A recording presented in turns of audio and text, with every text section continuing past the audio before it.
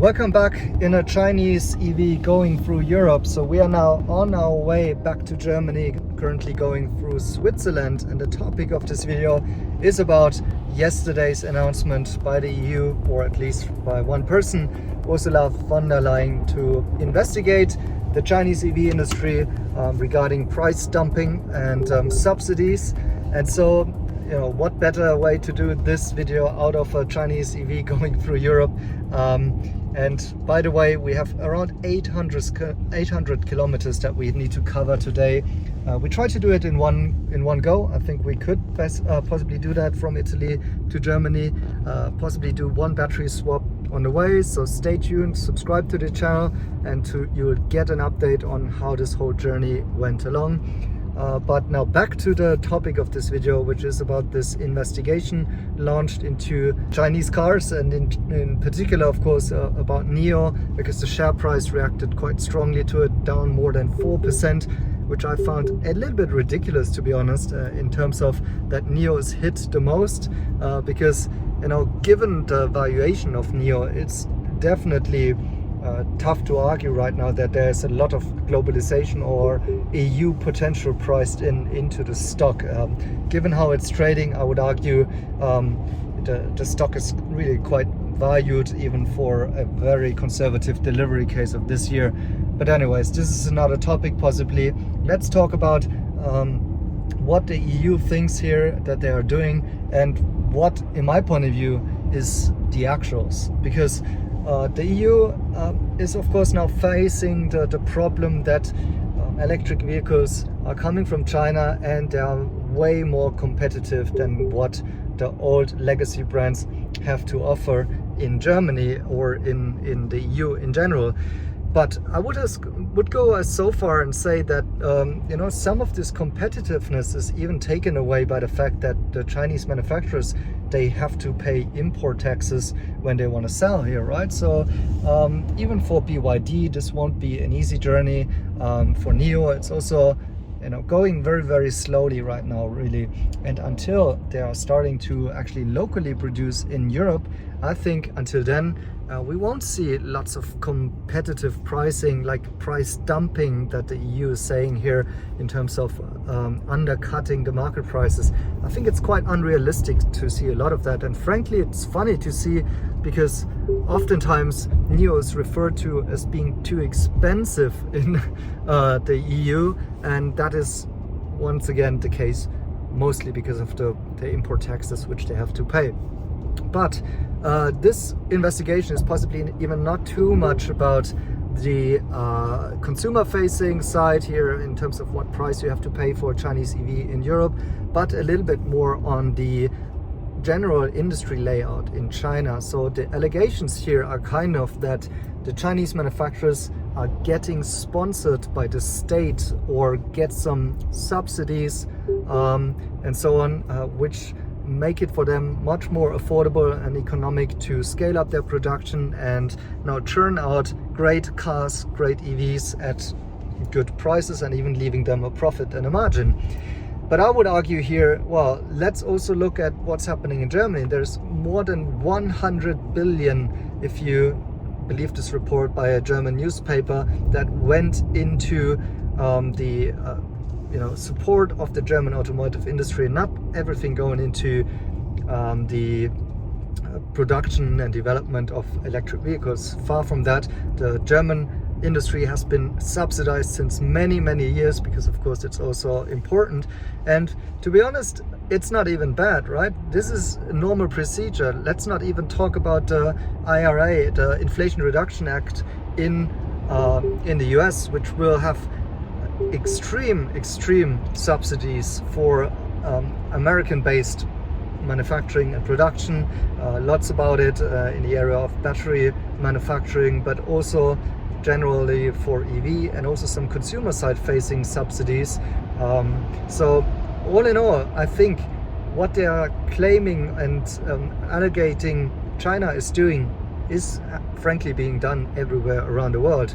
And China has just recognized this possibly in the right time, more than 10 years ago. Back when I was working at the German Chamber of Commerce in Beijing, you could already see that they were laying the layout for the supply chain, which is one of the main competitive advantages. That's why Tesla is in China. That's why all of the OEMs will in the future possibly go to China in order to produce there, because it's simply a very, very well done supply chain, especially for electric vehicles. And this is where they have invested strategically, and now you blame them for producing very affordable and great cars, simply because they had a plan when everybody was still building internal combustion engine cars and not believing in the EV revolution. And now China is pretty well organized when it comes to owning the most important chunks of coming from the resource inputs to the supply side of what's going into the manufacturing, and of course owning this large consumer market.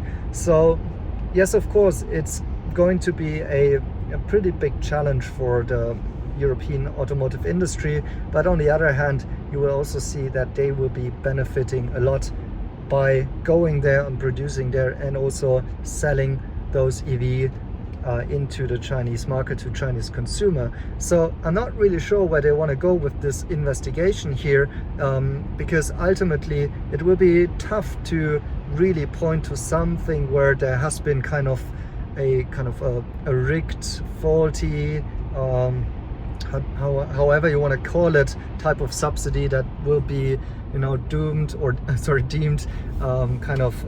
unfair.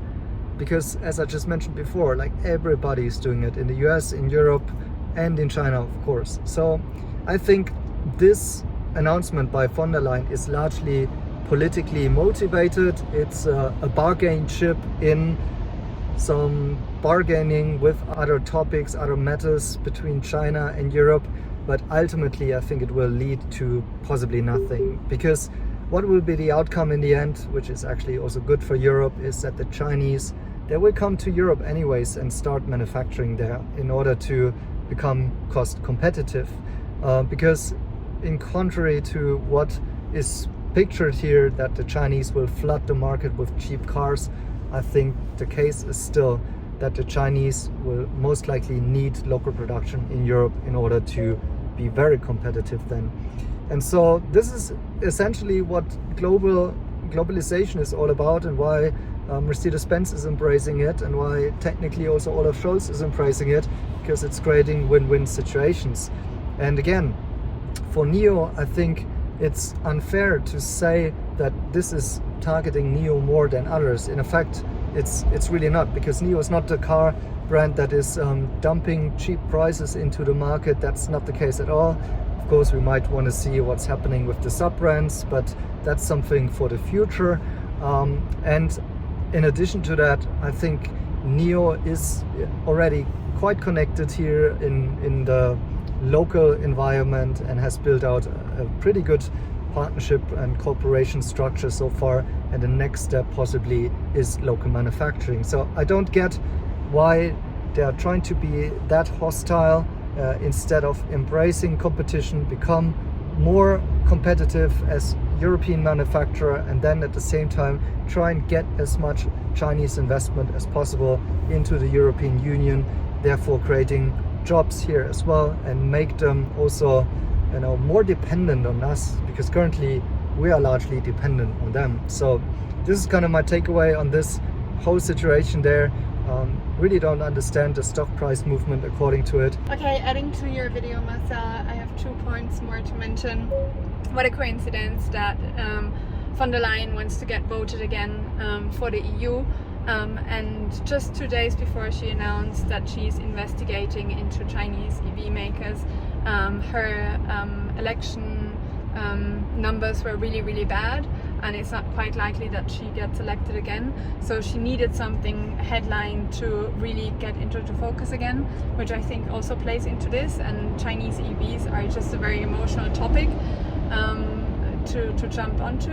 And then also what you mentioned before, it is not in the interest of German car makers, because German car makers have been successfully working in China for a very long time and are still betting on this huge market in the near future. And instead what they want to do is, when they say diversifying, they want to learn from Chinese manufacturers how to become better in the EV game. And frankly, I'm not sure about the exact price, but maybe you can also elaborate on the pricing strategy of the ID series of Volkswagen in China.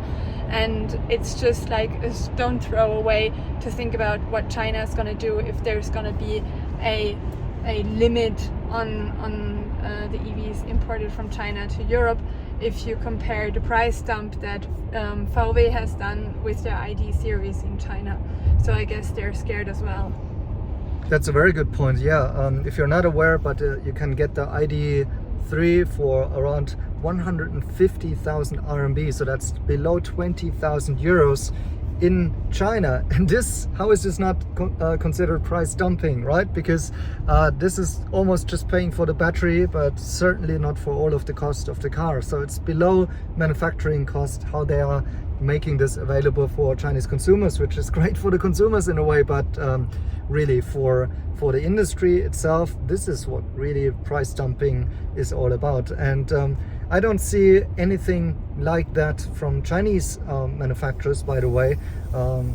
Of course, there will be some startups which have to go bankrupt, and there has been some sort of an overcapacity in terms of that there are too many new brands and so on. But this will be, the market forces will wipe this out. So we'll hope that NIO is not one of them who will go bankrupt. And of course, they have a great product and a pretty big brand by now, right? And so it seems to me like a typical governmental move where, politicians think they can regulate the markets in a way where it doesn't really require regulation yet, because some of these EVs which are not competitive in China, they will go bankrupt, and the other ones will survive. Then there is partnerships that are now being established, for example, between Volkswagen and Xiaopeng, where the China side, like Xiaopeng, is benefiting in a way that they might have a way to also get into Europe, and Volkswagen is also benefiting from that now in the end, right? So, everything is kind of working out and finding its ways. Each of these companies need to find their own strategy.